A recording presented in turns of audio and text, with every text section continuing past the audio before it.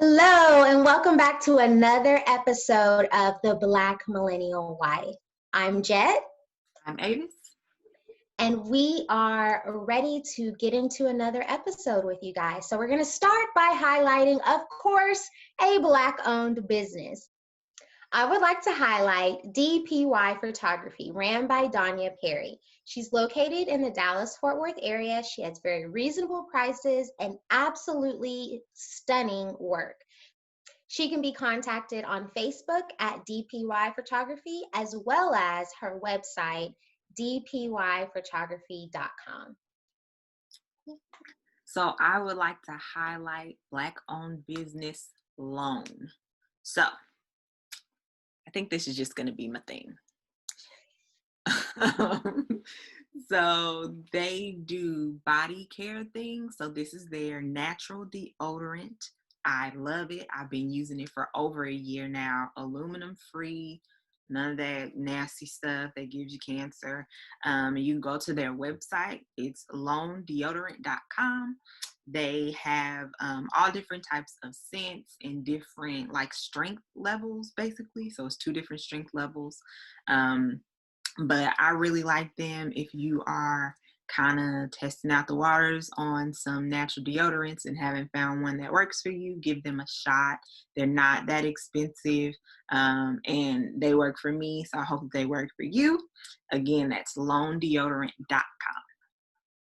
I feel like you didn't mention that to me when I began my deodorant. I definitely mentioned it to you, and your issue was that it had coconut oil in it, and you're allergic to coconut oil. Touche. Okay. Yep. Okay. Okay, so let's just put it out there. We've had part of a conversation about sex, and I think it's important for us to continue the conversation. So this is 8 years for us, specifically September 1st, but basically to me, we're in year 8. And I mean, I'm not gonna lie, sex has changed in 8 years of marriage. And I think that's natural, just because there are so many things happening in life that, it's just not the top priority anymore. You know what I mean? And I think that because of so many things happening in our lives, your girl be tired sometimes, and I feel like that should be okay, but I also feel like we as women get judged for that. Like, oh, we married now, you ain't, not that my husband judges me specifically, but just in general as women, you get married, you ain't throwing it back no more, you ain't doing it like you used to no more. I don't say that. I would never say anything like that, darling. That's what the streets say, honey. But I mean, I feel like if people are being honest, age, we got married super young, the years and everything else that comes along with marriage allows for it not to be the top priority anymore. I just think it's facts. I don't, we things that you do in a marriage affect how you look at intimacy. When we were just dating, I don't even think intimacy was a thing in my brain. It was not intimacy, it was just sex. So now that we are grown for real and married, I think my focus is to make sure that we have intimacy more than sex. Would my husband agree with that? Probably not. I think his focus is still sex. But I just, I want us to have those intimate moments outside of sex. Maybe that's how I should say it, right? It's not just about the physical release of sex, but it's about intimacy and being comfortable with your significant other. And I think though that thing has to be met, especially for a woman, for her to be able to provide her spouse with the openness sexually that men typically want, right? Like, but you know, if you didn't just got on my nerves because you didn't call the insurance company like I've been asking you to for the last week, I may not be so ready to give you some. I may not. And that's a mental block, right? That we have to push through because we are to be sexually available to our spouse really at all times. But that's just something that we weren't thinking about the insurance company when we was dating, right? That was just another layer that was added in our marriage, and it bogs down sex. So I think it's hard, but it's very important for us to compartmentalize, almost like compartmentalize that piece, like throw that piece out and just get to the intimacy and get to the love making and what that's supposed to be in your relationship. So it can get difficult. So, okay, so let's take it one step back because you talked about being sexually available for your spouse. So when you think of that, when I think of that, I think about the construct and the sanctity of marriage. And essentially, for me, that boils down to anything can go within a marriage outside of bringing other people into your marriage. Okay, that's what we're going to stick with because we're speaking biblically when it comes to that. Now, that's our opinion on that. That's our interpretation of the Bible. That everything is supposed to be available and ready for your spouse, whatever y'all agree that should be. But I think that there can be mental blocks that keep us from venturing out to do different things because what worked for him or what worked for you 6 years ago may not be the same thing that works for both of y'all now. You know what I mean? And I think that we kind of touched on taboo on part one and how we grew up and how things were taboo and stuff like that. So imagine that if you grew up with the mindset that certain things just in regard to straight up plain old vanilla sex is taboo, that when you think of things in a swirl type of situation, like trying something new. Okay. Swirl.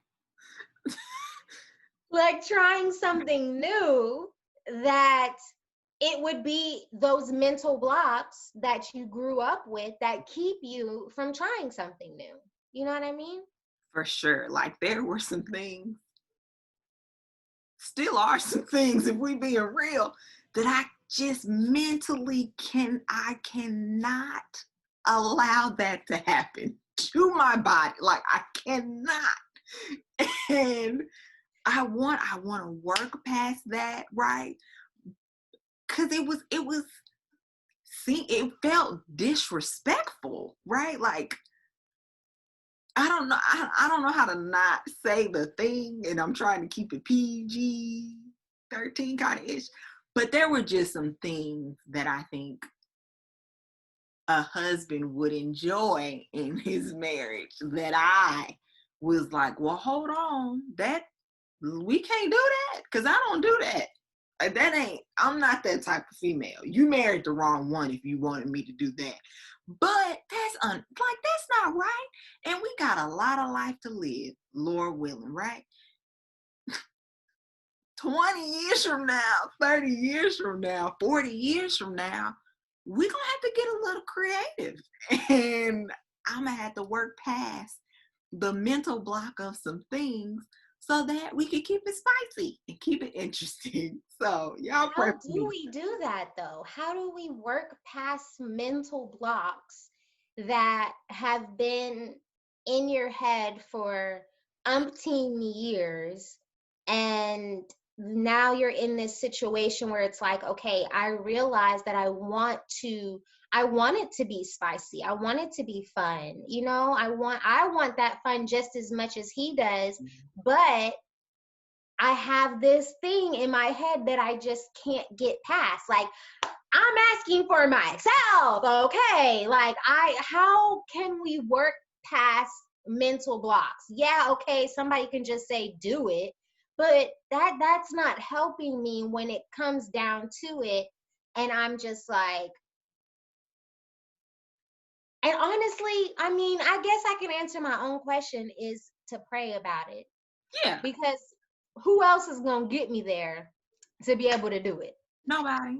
Pray Nobody. about it. And it's a level of safety, right? And it's a level of understanding.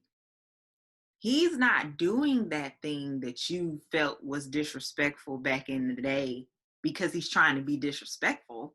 Like, that's not where that is coming from your husband.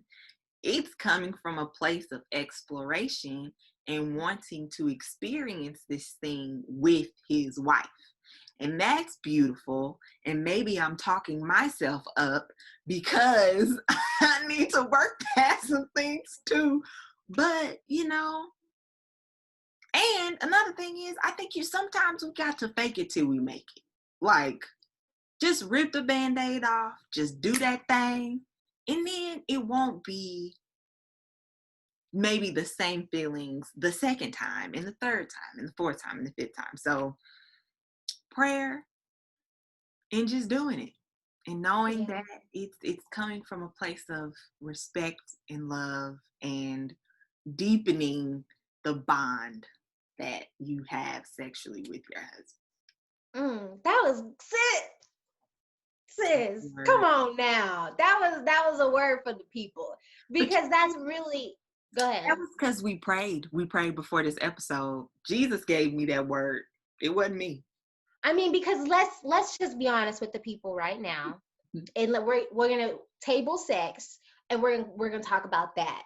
Is that when we decided to make this part 2 about sex, we had our general idea, one statement, and we basically said when we prayed that God give us the words of wisdom to share, because that's what this is about. This isn't about us spilling our tea or giving entertainment or anything like that. If you're entertained while you're watching it, I'm glad. Please be entertained. But this is about actually sharing something that can help a woman that is looking to be married or is married. Because I feel like someone said to me, it felt good to hear you speak about your insecurities that you've had in your marriage before, because she's had the same insecurities. And for me, that's all I needed. If it didn't touch nobody else, I'm okay with that, because it touched that one person to help them know I'm not the only person that has insecurities. So I wanted to touch on that, because that's so important, is that we went into this without a template and a script, because we just said we wanted God to speak through us. And that is so real. Getting back on the topic of sex, is that whatever we're doing in our marriage is coming from love and respect. But we was able to do whatever back in the day that may not have been coming from that same place of love and respect. So I had the question pop up in my head, is it okay to have that block to where you just say, okay, I'm not going to do it? And I think for me, my answer would be no. And yes, you respect each other. And if it's just something you flat out don't want to do, then fine. We're not talking about anything like that. We're simply talking about exploring and doing this forever thing in a way where everybody's enjoying themselves and happy, because you got to figure out what to do. Because one day the sex is going to be gone, period. At a point you get old enough where I'm pretty sure it's not happening like it used to. Okay, I don't know yet, but I'm just saying I would venture to say that a lot of the older married couples I have said eventually the sex part goes away, which is where the intimacy comes in. And that's where I feel like trying new things and exploring with your spouse satisfies the sex for now and then helps to build that intimacy for later. Mm-hmm. And you just gotta try. Mm-hmm. And if you try it and you don't like it, then fine. But at least you tried. I agree. So we gotta try. Go try. Go try. You guys go try. Go try something new with your husband. Oh yeah. Yeah. With your husband.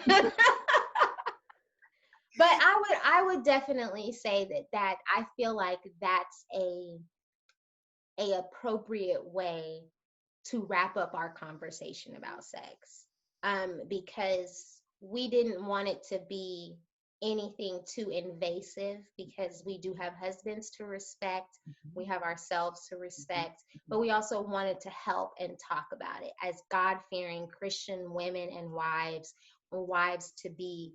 We wanted to touch on it because even if you're not there yet to where sex may have changed, I think life just, anything happens and sex changes. So it's not that you're not having it anymore because you don't want to, it's just things happen. But the Bible talks about always coming back together. And I would say that would be my takeaway, is to make sure that no matter what phase you're in your marriage, whether it's all day, all the time, or whether it's once a week or you go a couple of weeks without, whatever it is, make sure that you always come back together with your spouse. Do you have any takeaways? Try and work past the mental blocks, sis. We all doing it together. So Amen. let's just work past the mental blocks. Amen. All right. Well, we like to wrap up all of our episodes with how we won at adulting this week. And everybody wants to be an adult. You grow up, you get to that thing and realize it never stops. So we want to celebrate. We want to celebrate whenever we do things that are helping contribute to us being the absolute best adults that we can be. So I had talked about before how I am starting an online consignment business, and I hope to be sharing it with you guys soon. But I went to go pick up some more clothes for young boys that I will be consigning. And so that makes for more inventory. So I'm super excited about that. And I cannot wait to get my website, First Class Consignment, up and running for you guys. So stay tuned for that. What you got, sis?